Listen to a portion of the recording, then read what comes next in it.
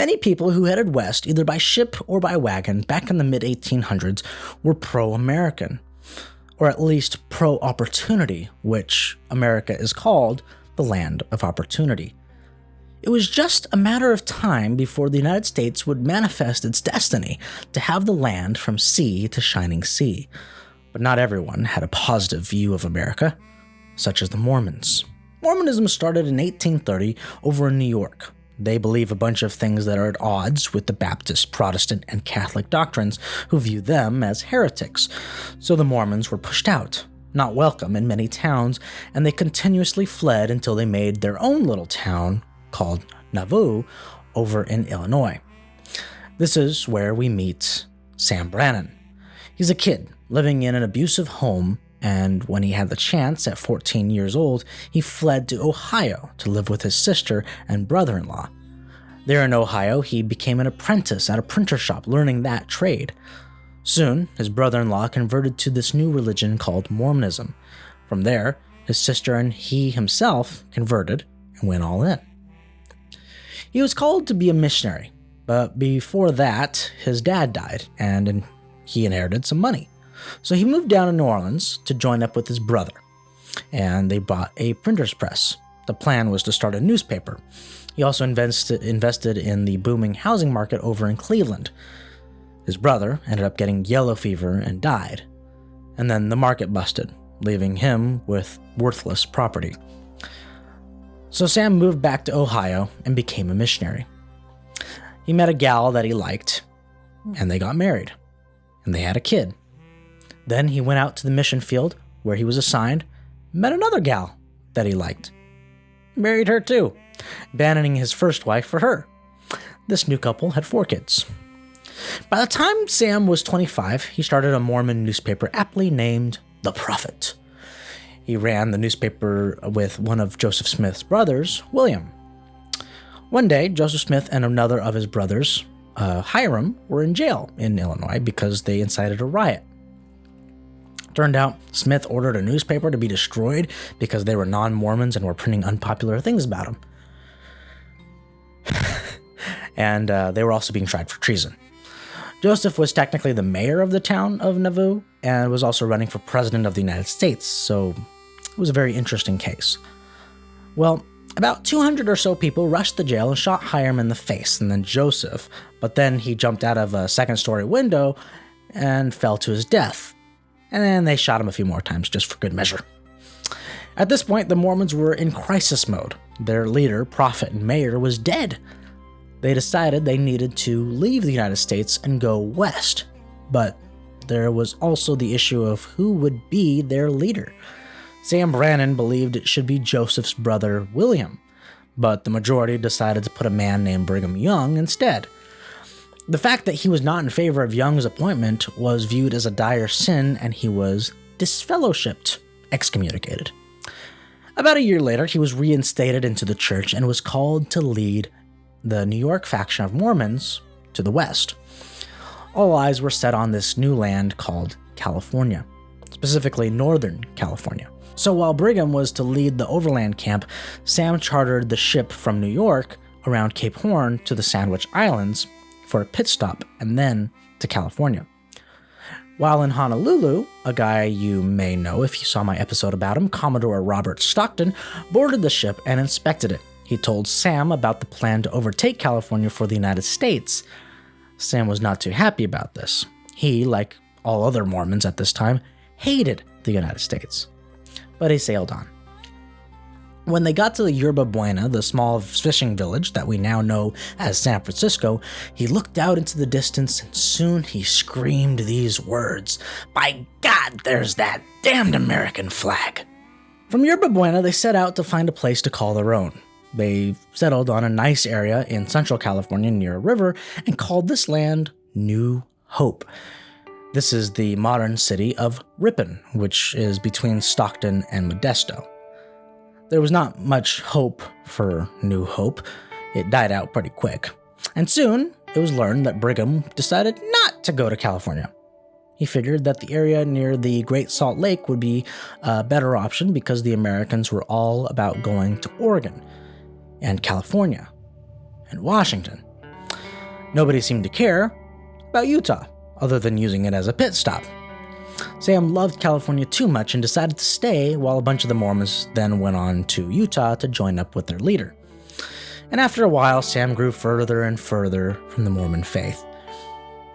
He set up a newspaper in San Francisco called the California Star, which ended up being the second newspaper ever made in California and the first in San Francisco.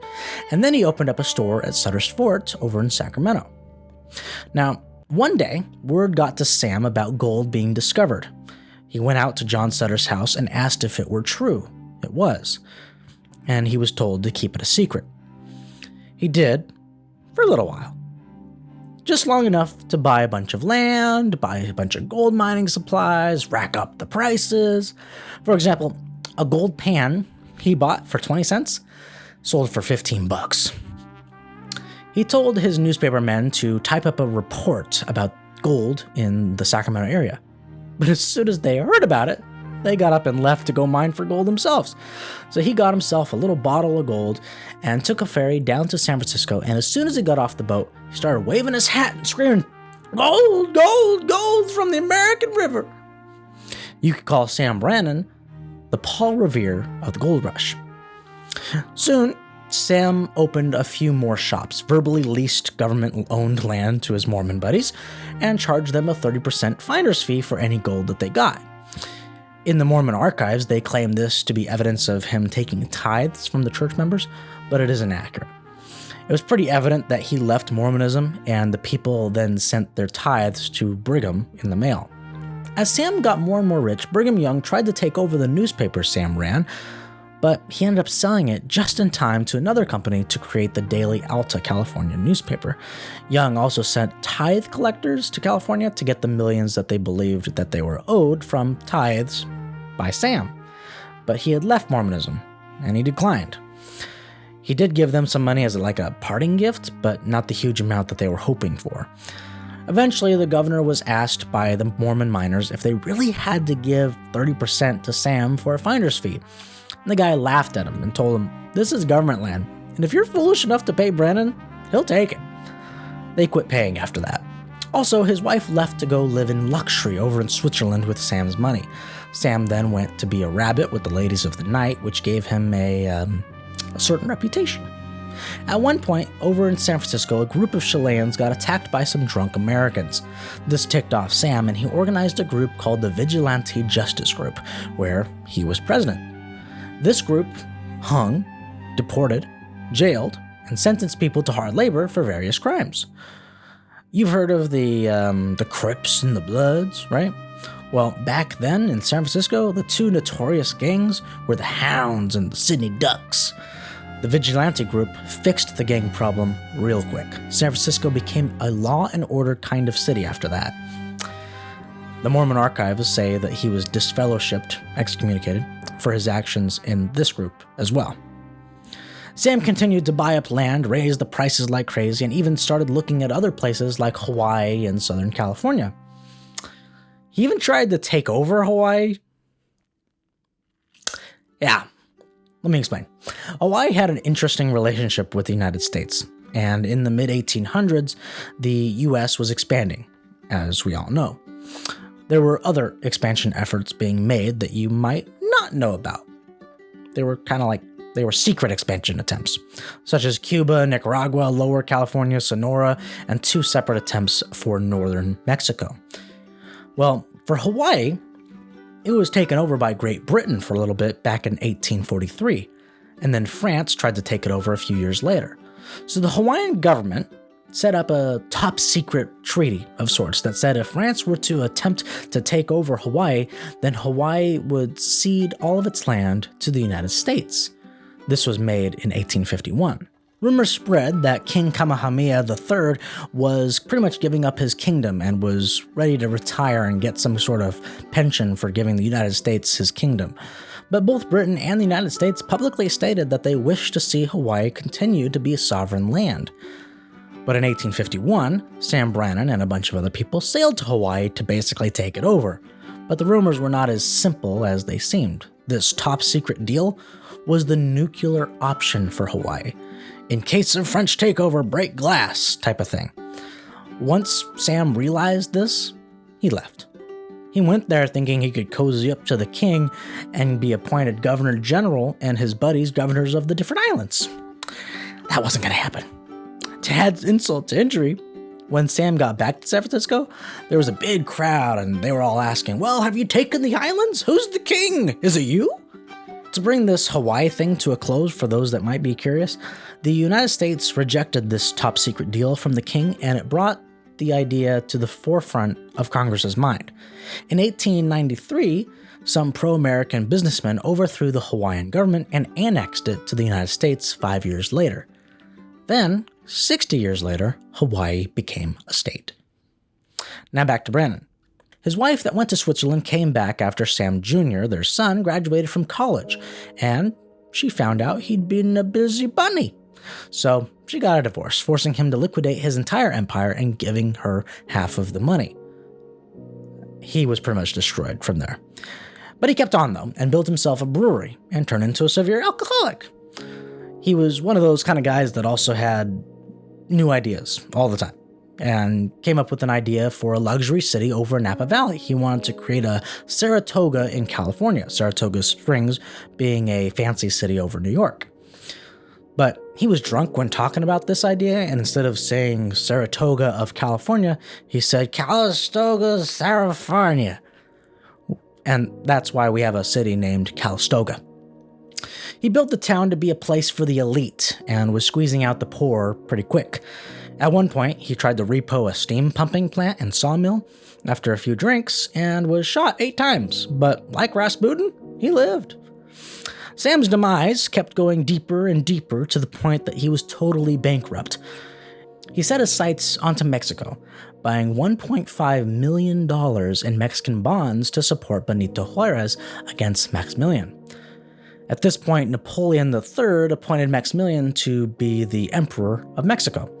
The whole thing is a really interesting study in and of itself, but basically, Mexico was in a civil war, so they stopped paying their debts to Europe. So France came to collect their portion and decided to take it over entirely.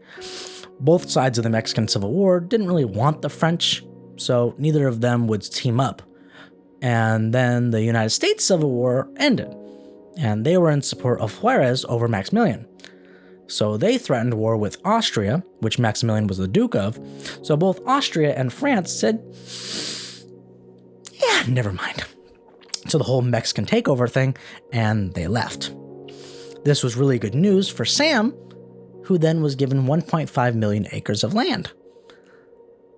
They didn't tell him, though, that this land was Yaqui land and they were extremely fierce Indians like the Comanche. So just as in the beginning of his life, when with that investment over in Cleveland, he was once again the proud owner of worthless land. Yay! His new Mexican wife divorced him after that, and he moved to Arizona selling pencils until he had enough money to buy a fig ranch over in San Diego, where he died not long after.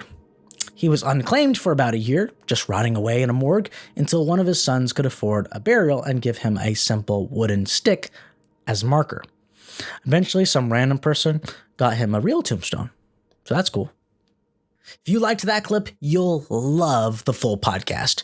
Make sure you're subscribing to Ricky Mortensen on YouTube.